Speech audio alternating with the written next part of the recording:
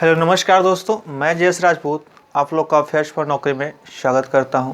हमेशा की तरह आज मैं फिर शाम वाला वीडियो 8 बजे वाला शो लेके हाजिर हूँ आप लोग सामने। तो हम लोग का जो वीडियो सीरीज चल रहा है, जो क्लासेस चल रही है, वो बजट चल रहा है और ये बजट का पार्ट 3 है। ठीक है, तो हम लोग हिस्ट्री और बजट के 2 क्लास कर चुके हैं और आज हम लोग बात करने वाले हैं 2020-21 के बजट में क्या कुछ किसको मिला और किसने क्या खोया। ठीक है, तो इस बजट को हम लोग बात करेंगे 2020-21 को। यह जो है जितने भी अभी 1 फरवरी से पहले होने वाले एग्जाम्स हैं, वो बीपीएससी हो, बिहार एसएससी हो, या चाहे आईबीपीएस आरआरबी हो, चाहे आईबीपीएस पीओ हो। ठीक है, इस सभी एग्जाम्स के लिए इम्पोर्टेंट है। हमने उसी पॉइंट को लेने की कोशिश किया है जो कि आपके एग्जाम में इम्पोर्टेंट बनेंगे। तो चलिए हम लोग शुरू करते हैं। अच्छा लगेगा तो सब्सक्राइब और लाइक कर दीजिएगा। फर्स्ट पॉइंट हमने लिख रखा है कि 1 फरवरी 2020 को वित्त मंत्री ने बजट पेश किया। ठीक है, ये सिंपल लाइन है। तो वित्त मंत्री कौन है? श्रीमती निर्मला सीतारमण जी हैं। ठीक है, चलिए आगे हम लोग बात करते हैं कि यह लगातार दूसरी बार बजट पेश करने वाली पहली महिला है। ठीक है, लगातार दूसरी बार बजट पेश करने वाली क्या है? पहली महिला है। कौन है? तो निर्मला सीतारमण। आगे हम लोग बात करते हैं कि भारतीय बजट के इतिहास में सबसे लंबा बजट भाषण था 2 घंटे 40 मिनट का। ठीक है, तो ये भी क्वेश्चन आपसे पूछा जा सकता है कि अभी तक का सबसे लंबा बजट भाषण का रिकॉर्ड किनके नाम है, या किस बजट सत्र में यह कहा दिया गया था इतना लंबा भाषण 2 घंटे 40 मिनट का। तो 2020-21 के बजट में दिया गया था। या ऐसा ही पूछा जा सकता है कि 2020-21 के बजट का ड्यूरेशन, बजट मैंने अनाउंसमेंट का या डिक्लेरेशन का ड्यूरेशन क्या था, यानी कि उसकी समयावधि कितनी थी, तो 2 घंटे 40 मिनट। ठीक है, इससे पहले यशवंत सिंह ने 2.13 मिनट यानी 2 घंटे 13 मिनट का रिकॉर्ड उनके नाम था, जो कि इन्होंने क्या किया, 2 घंटे 40 मिनट के वक्तव्य से उस रिकॉर्ड को तोड़ दिया। इस बजट का मेन विषय क्या था? ईज ऑफ लिविंग, यानी कि जो जीवन की जो प्रतिष्ठा है, यानी कि जो living of standard of living जो है उसको क्या करना है? कम करना है, यानी कि सब लोग इक्वल जी पाए। तो यहाँ से भी क्वेश्चन बनेगा कि 2020-21 के बजट का विषय क्या था, तो ईज ऑफ लिविंग। ठीक है, अब बात करते हैं कि इसमें लक्ष्य रखा गया 2020-21 में आर्थिक विकास दर, यानी कि इकोनॉमिकल डेवलप, ठीक है, इकोनॉमिक ग्रोथ रेट, ठीक है, 10%। ठीक है, अब ये तो पता चलेगा जब आर्थिक समीक्षा आएगी 31 जनवरी 2021 को, तब कि कितना उसमें लक्ष्य रखा गया और कितना प्राप्त हुआ। डाउन तो होना ही है, क्योंकि कोरोना के चलते सभी कंपनियां वगैरह क्या थी, बंद थी। ठीक है, तो यहाँ तो डाउन होगा ही होगा। उसके बाद टारगेट रखा गया कि जीडीपी यानी कि ग्रॉस डोमेस्टिक प्रोडक्ट में क्या होगा, 6.5% तक का वृद्धि का अनुमान रखा गया। ये सभी क्या किया गया, 20-21 बजट में रखा गया। तो यहाँ से भी क्वेश्चन बनेगा कि जीडीपी का कितना रखा गया, तो 6.5। आर्थिक विकास दर का कितना रखा गया, 10%। ईज ऑफ लिविंग क्या था, तो इस साल का बजट का विषय था। आगे बात करते हैं कि 2020-21 के बजट में और क्या कहा गया। तो हम लोग देखते हैं कि 2020-21 के बजट में भारतीय अर्थव्यवस्था 5वीं सबसे बड़ी अर्थव्यवस्था थी, यानी दुनिया में 5वें नंबर पे भारतीय अर्थव्यवस्था है। ठीक है, तो यूएसए, चाइना, जापान, इस तरह से करने के बाद भारत की अर्थव्यवस्था कितनी की है, तो 2.9 ट्रिलियन की है। यानी कहने का मतलब कि कह सकते हैं कि लगभग 3 ट्रिलियन की है। ठीक है, जिसको एक और चीज़ रखा गया। अब इसी के आधार पर यह भी क्वेश्चन पूछा जा सकता है कि 2025 तक 5 ट्रिलियन करने का लक्ष्य रखा गया, यानी कि लगभग 3 ट्रिलियन है, और आने वाले 5 सालों में यानी कि 2025 तक क्या रखा गया है, 5 ट्रिलियन का टारगेट रखा गया है। ठीक है, तो ये भी क्वेश्चन पूछा जाएगा कि भारतीय अर्थव्यवस्था को 5 ट्रिलियन करने का लक्ष्य कब तक का रखा गया है, तो 2025 तक का। बस याद रखिएगा 5 का स्क्वायर 25 होता है। ठीक है, 5 का स्क्वायर 25 होता है। दूसरी बात करते हैं कि 20-21 में एलआईसी में हिस्सेदारी को कम करने का लक्ष्य रखा गया। ठीक है, एलआईसी में हिस्सेदारी को कम करने का लक्ष्य रखा गया। तो इससे थोड़ा सा स्टैंडर्ड फॉर्म में लिख दिया गया, मैंने लिखा है। ठीक है, सिंपल वे में समझिएगा कि एलआईसी का जो शेयर है उसको भी प्राइवेटाइज किया जाएगा, यानी उसमें भी आईपीओ लाया जाएगा। यह लक्ष्य रखा गया। अब देखिए, इससे पहले क्या हुआ था, आईडीबीआई बैंक को LIC द्वारा बेचा गया। ठीक है कि LIC महाराज हमारे IDBI बैंक को चलाएंगे। अब देखिए, अब उनको IDBI बैंक बेच दिया गया LIC को, और LIC क्या किया जा रहा है, IPO के माध्यम से भी सेल किया जा रहा है। ठीक है, ऐसे बजट में प्रावधान ला दिया गया। ठीक है, तो चलिए आगे हम लोग बात करेंगे किसकी हिस्सेदारी को कम करने की बात कही गई है, LIC में। हिस्सेदारी को कम करने का मतलब क्या होता है बाबू, यानी कि अपने शेयर को बेचना। ठीक है, यानी सरकार अपनी शेयर कम करेगी, डिसइन्वेस्टमेंट करेगी, विनिवेश करेगी, निवेश नहीं करेगी, विनिवेश करेगी। ठीक है, ऐसा अनाउंसमेंट किया गया है। अब बात करते हैं कि IDBI जो है कि शेयर को अब स्टॉक एक्सचेंज के माध्यम से IDBI के शेयर स्टॉक एक्सचेंज के माध्यम से बिकेंगे। यानी कि industrial development bank of India जो है उसको पहले किसने खरीदा, LIC ने खरीदा, और LIC की भी जब बिक्री हो रही है तो उसके शेयर जो है जैसे कि अन्य कंपनियों या अन्य बैंकों के शेयर्स क्या स्टॉक एक्सचेंज के माध्यम से मिल जाते हैं, उसी तरह से अब IDBI का भी मिलेगा। तो यहाँ भी क्वेश्चन पूछा जाता है कि IDBI किस सेक्टर का बैंक है, तो आप लोग याद रखिएगा कि यह प्राइवेट सेक्टर का बैंक है। यह क्या कहते हैं, सरकारी बैंक नहीं है, यानी कि पब्लिक सेक्टर का बैंक नहीं है। आगे हम लोग बात करेंगे DICGC। ये बाबू बैंक के लिए ज़्यादा इंपॉर्टेंट है। ठीक है, हालांकि याद रखिएगा इस क्वेश्चन को मैं बता रहा हूँ आपको बहुत प्रेम से समझा के। ठीक है, याद रखिएगा DICGC अब 1 लाख से 5 लाख कर दिया गया। यानी कि DICGC एक संस्था है जिसका फुल फॉर्म होता है deposit insurance credit guarantee corporation.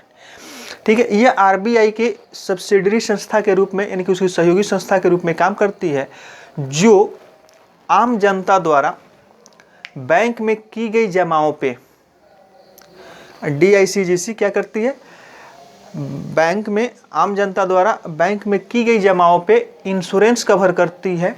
ठीक है, जो पहले 1 लाख तक का इंश्योरेंस कवर करती थी, अब इस साल से वो कितना का करेगी, 5 लाख का इंश्योरेंस कवर करेगी। तो यहाँ से क्वेश्चन बनेगा कि बैंक में की गई जमाएं कितना लाख तक अब सुरक्षित है, तो अब 5 लाख तक सुरक्षित है। यानी कि 5 लाख से अगर ज़्यादा होगा, अब बाई चांस वो बैंक दिवालिया हो जाती है, डूब जाती है, क्या कहते हैं, क्रॉप हो जाती है, तो आपको 5 लाख तक का DICGC इंश्योरेंस कवर करेगी। 5 लाख से ज़्यादा होगा तब नहीं मिलेगा, 5 लाख तक ही मिलेगा, और 5 लाख से कम होगा 1 लाख 2 लाख 50,000 20,000, तो वो आपको पूरा मिल जाएगा। ठीक है, इसके लिए 1.2 पैसा नहीं, 1.2 पैसा नहीं, 12 पैसा। ठीक है, 12 पैसा प्रति 100 रुपया पे क्या करती है, DICGC चार्ज करती है, जो बैंक देते हैं, हम लोग को नहीं देना होता है।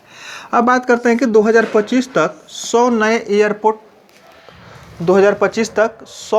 एयरपोर्ट स्थापित करने का लक्ष्य रखा गया। तो यहाँ से भी क्वेश्चन बनेगा कि 2021 के बजट में या 100 नए एयरपोर्ट बनाने का लक्ष्य कब तक का रखा गया है, तो 2025 तक का। ठीक है, 25 तक क्या करना है, 5 ट्रिलियन की अर्थव्यवस्था भी करनी है, और 25 तक क्या करना है, 100 नए एयरपोर्ट भी बनाने हैं।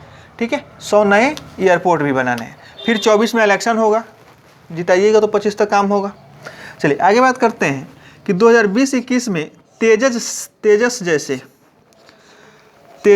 जैसे 150 निजी ट्रेनें चलाई जाएंगी।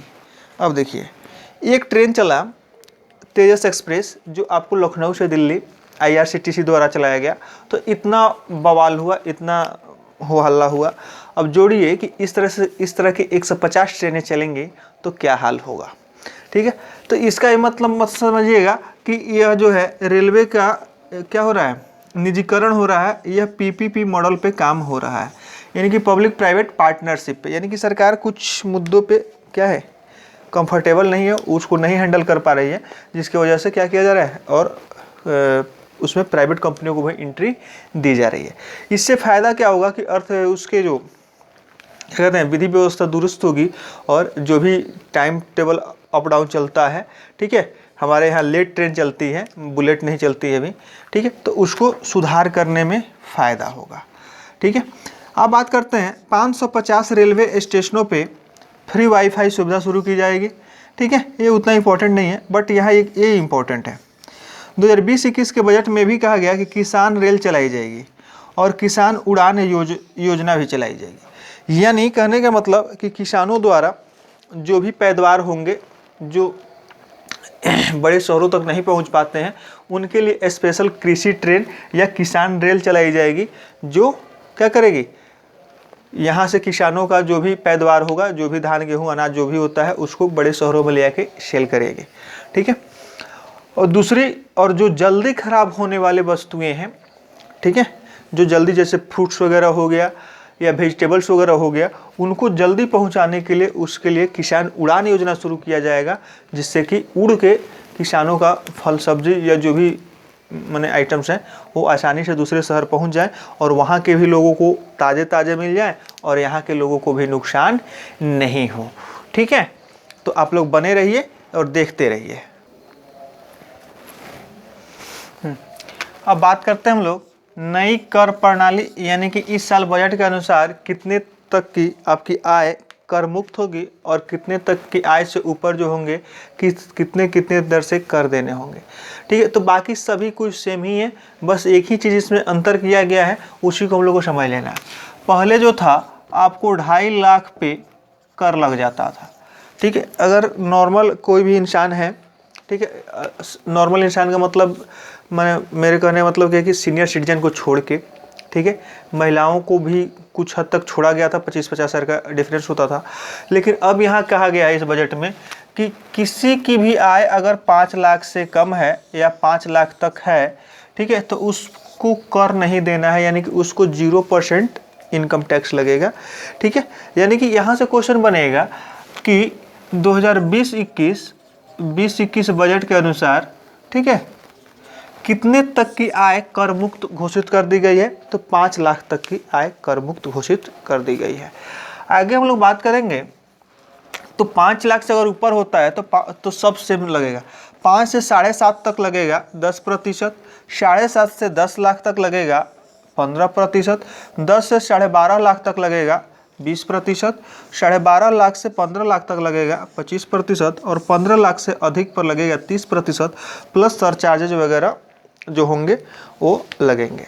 ठीक है, तो यहाँ से ज़्यादा क्वेश्चन तो ये सब नहीं बनता है, लेकिन यहाँ से यही क्वेश्चन बनेगा कि नए कर पद्धति के अनुसार या बजट 2020-21 के अनुसार कितने तक की आय, कितने रुपए तक की आय क्या रखा गया है, कर मुक्त रखा गया है। बस यही क्वेश्चन यहाँ से बनेगा। बट आप लोग को सब याद करके रखना है कि अगर किसी की इनकम 7.5 लाख से 10 लाख के बीच में होती है तो उसको 15% क्या देना होता है, इनकम टैक्स देना होता है। ठीक है, या 15 लाख से ऊपर होती है तो क्या होता है, 30% देना होता है। इस तरह से और भी हैं, जैसे गिफ्ट वगैरह मिलता है 50,000 से ऊपर तो उस पर 30% का देना होता है, शादी ब्याह में, शादी संबंधी वगैरह छोड़ के।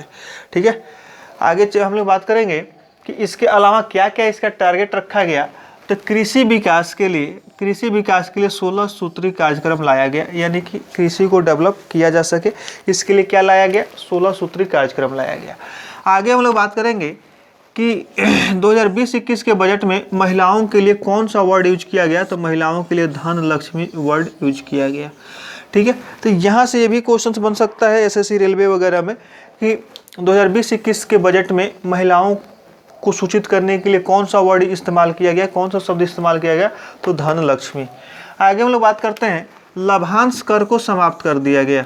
ठीक है, लाभांश कर को क्या किया गया है, समाप्त कर दिया गया। यानी कहने का मतलब कि कहीं से आपको डिविडेंड वगैरह प्राप्त होता है तो उस पर पहले टैक्स वगैरह लगते थे, बट उसको क्या किया गया है, समाप्त कर दिया गया है। आगे बात करते हैं, बागवानी को प्रोत्साहित करने के लिए 1 प्रोडक्ट 1 डिस्ट्रिक्ट, ठीक है, ये 1 मत समझिएगा, 1 प्रोडक्ट 1 डिस्ट्रिक्ट योजना शुरू की गई। यानी हर जिले की एक क्या होनी चाहिए, खास पहचान होनी चाहिए। जैसे हमारे मुजफ्फरपुर की लीची है, ठीक है, उस तरह से एक खास पहचान हर जिले की होनी चाहिए। तो यहाँ याद रखिएगा कि बागवानी को प्रोत्साहित करने के लिए 1 प्रोडक्ट 1 डिस्ट्रिक्ट योजना शुरू किया गया है। ठीक है, चलिए हम लोग बात करते हैं अंतर्राष्ट्रीय बुलियन मार्केट। अंतर्राष्ट्रीय Boolean market gift city Gujarat में खोला जाएगा। अंतर्राष्ट्रीय बुलियन मार्केट कहाँ खोला जाएगा, गिफ्ट सिटी गुजरात में खोला जाएगा। बुलियन मतलब होता है यानी कि इंटरनेशनल लेवल पे क्या कहते हैं, सोना चांदी वगैरह का या जो स्टॉक एक्सचेंज वगैरह का जो मार्केटिंग होता है उसी को कहा जाता है। ठीक है, आगे हम लोग बात करेंगे टीबी यानी कि ट्यूबरकुलोसिस को ख़त्म करने का लक्ष्य 2025 रखा गया है। ठीक है, ट्यूबरकुलोसिस को ख़त्म करने का लक्ष्य 2025 रखा गया है। ठीक है, अब एक बीमारी है ये, ठीक है, ब्रुसलोसिस, ठीक है। बीमारी को 2025 तक खत्म करने का लक्ष्य रखा गया है। और फुट एवं माउथ रोग यह जानवरों में होता है, इसको भी क्या रखा गया है, 2025 तक का समाप्त करने का लक्ष्य रखा गया है, ठीक है। चलिए, तो आज के बजट में बस इतना ही। फिर हम लोग मिलेंगे कल। बजट का एक और पार्ट मैं आप लोग को दूंगा जो कि थोड़ा सा टफ लेवल का होगा, वो बीपीएससी टाइप का हो जाएगा, तो उसको भी आप लोग ज़रूर देखिएगा। और वीडियो को अगर पहली बार देख रहे हैं तो चैनल सब्सक्राइब नहीं किए हैं तो सब्सक्राइब कर दीजिएगा, अपने दोस्तों में शेयर कर दीजिएगा, ठीक है। अच्छा लगेगा तो लाइक और कमेंट ज़रूर कीजिएगा, ठीक है। और कमेंट में ये भी बता सकते हैं कि आपको वीडियो कैसा लगा। इसी के साथ जय हिंद, जय भारत।